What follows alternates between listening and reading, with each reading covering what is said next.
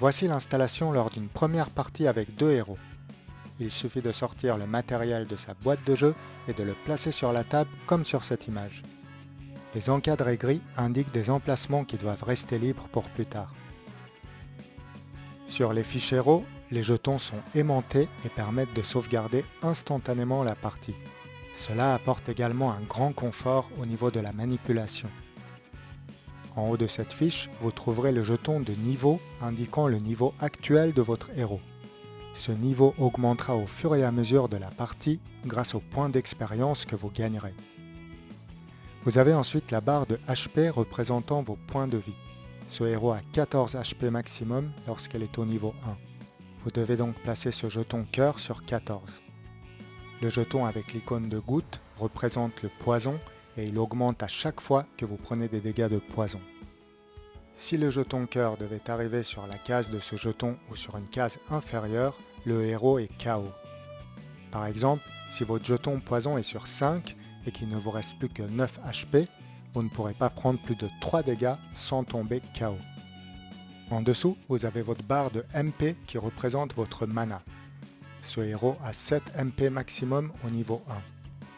Les MP servent principalement à activer les talents. La barre de XP représente les points d'expérience que vous pourrez gagner en combattant des ennemis ou en accomplissant des quêtes. Lorsque ce jeton arrive sur la dernière case, votre niveau augmente de 1 et vous gagnez alors une nouvelle carte talent. En bas de la fiche héros, vous trouverez la barre de faim et fatigue.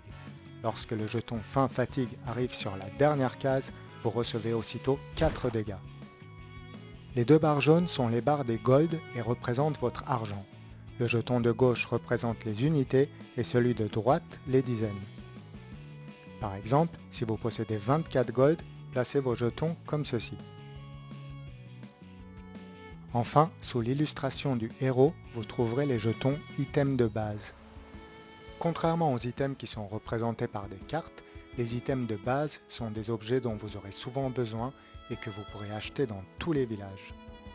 Vous pouvez posséder jusqu'à 2 items de base de chaque type à la fois.